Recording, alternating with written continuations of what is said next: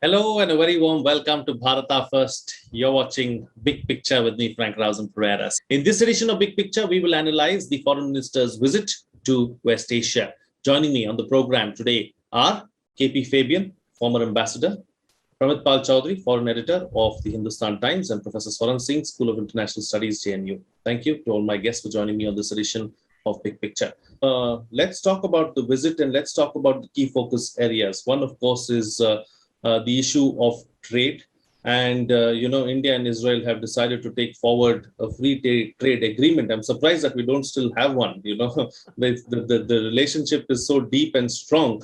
And we waited so many years to even to see this much of progress as far as an FTA is concerned. Do you see that going in the right direction? How much is the change of guard in Israel going to have an impact on ties with India or the bilateral relationship as a whole?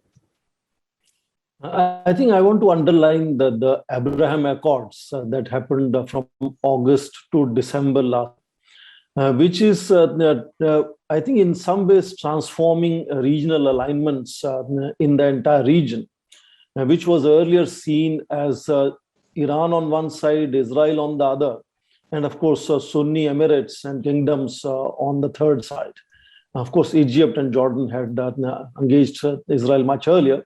But regional alignments are changing. That's one part where India now has to deal with the Emirates and Israel more or less on one side and Iran on the other. India has to balance that relationship. Second, we are also shifting here from the strategic triangles to quadrilaterals, from Japan, India, Australia, US, Japan, India, and so on. And now what we see, United States, as it is kind of upsticking its engagement with West Asia and focusing and pivoting towards East Asia, where China's challenge is slightly more emphatic compared to China's challenge in West Asia, as Ambassador Fabian just underlined. It is creating those quads. On East, we have quadrilateral security framework or dialogue, where India, United States, Australia, Japan are together. And now we have this quadrilateral for West Asia, where India and United States are same. We now have UAE and Israel in that sense. So United States is reorchestrating these alignments to gradually ensure that other countries are involved in that creating and management of security architecture. India apparently is getting a much visible and perhaps more bigger role, because India is partnering with the United States both now in East Asia and West Asia.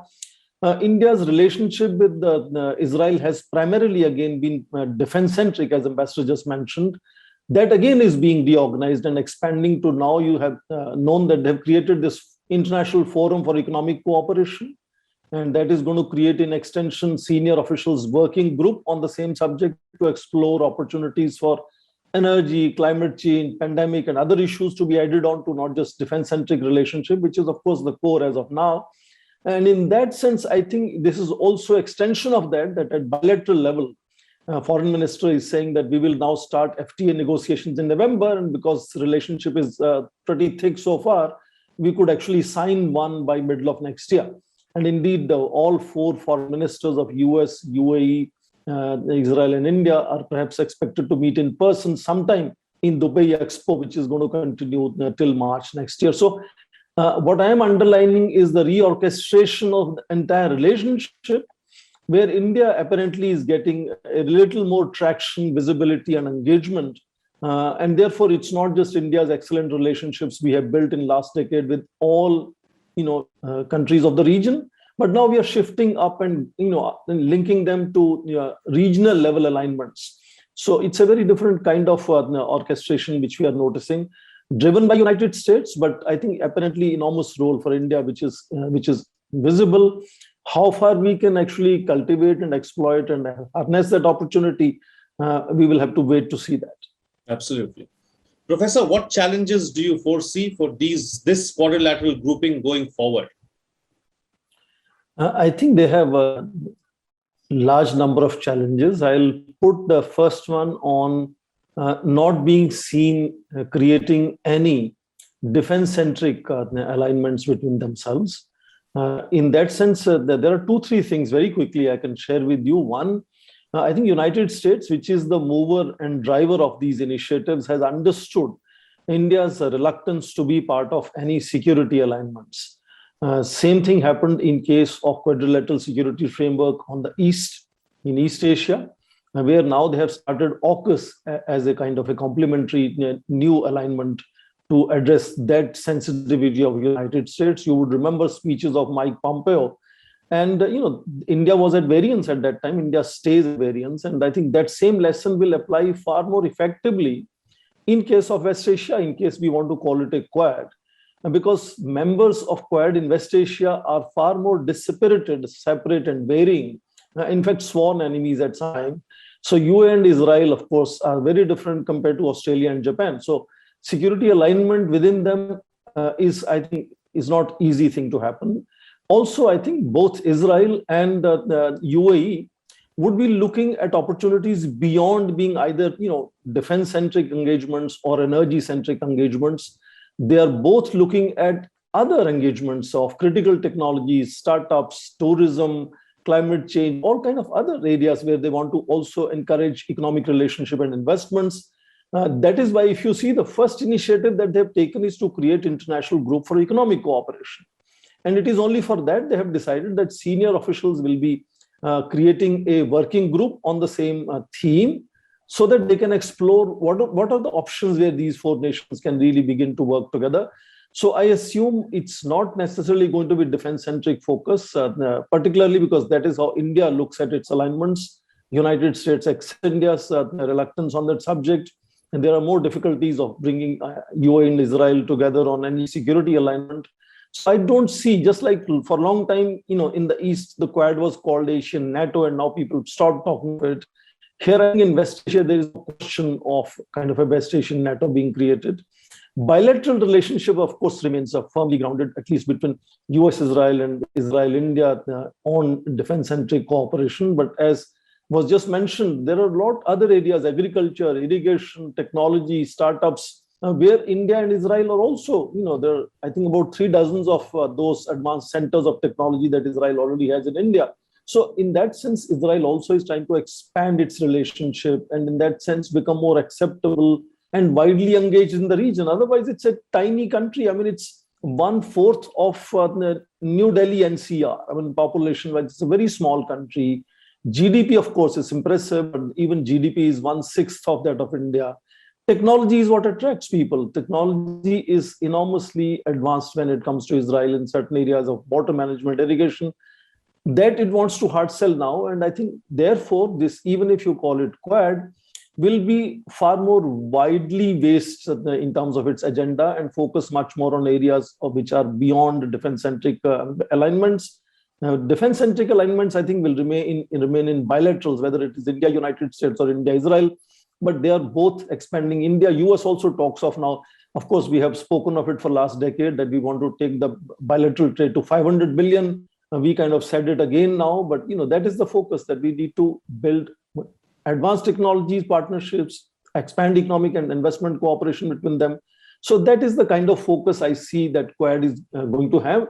But I agree, that there are going to be challenges. It's the baby just born, as Ambassador just mentioned. We'll have to see how it takes shape. You remember the Quad on the East had died very soon after it was started in 2007. And of course, it was revived much later, only in 2017. So these things are still, things we need to take with a lot of caution. I understand that Government of India is not calling it Quad as of now because the resemblance could lead to further speculations. But I would say that this is redefining the alignments fundamentally in terms of how they are being calibrated. That is significant. Whether the outcomes are going to be quickly in front of us, I would put more caution on that. Absolutely. What's in stake for India in West Asia, and how should we proceed going forward? There is no doubt that these four countries have a certain amount of shared interests which has brought them closer. But we have to be also very well aware of the variance in the views of all these four nations.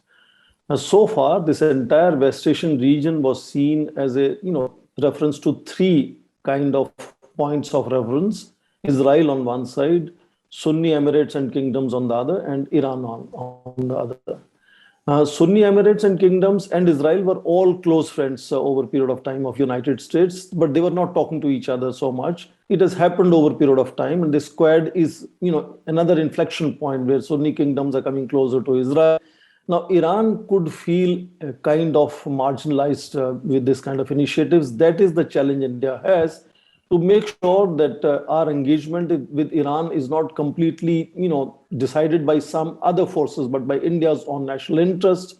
We do not want to see Iran, China, Russia, Turkey, Malaysia coming on the one side, and these Sunni kingdoms, Emirates and Israel and United States, India coming on the other side. Because increasingly, the way United States is orchestrating in these regions, India is expected to sort of bear much greater responsibilities, build its bigger engagements in the region. So in that sense, India will have to be careful that this alignment of Sunni kingdoms over a period of time with Israel, United States, and India on board in that formation doesn't really push Iran to the wall in that sense, because India and Iran also have had long-term relationships. It's a strategic partnership that we have, I think, from 2001 onwards. We have sustained it more or less. But this realignment should not mean that, there is a negative impact on Iran, and Iran sees itself being pushed further to China, Russia, Malaysia, Turkey, etc., and Pakistan included. That kind of bifurcation is going to make it far more sort of dangerous equation of instability. India will have to make sure that we contribute whatever we can, that kind of bifurcation doesn't become glaring and starking kind of bifurcation.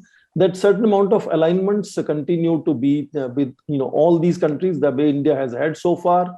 Also, that Quad could also find ways and means to engage other nations. There could be mechanisms of inviting special invitees or observers, dialogue partners, so that there is a sense of wider net of engagement here, and not just four countries coming together, which again is something India has always said. India is in favor of either militarizing regions or creating clubs which are exclusive to few nations. So that is the standard line India has had on these issues.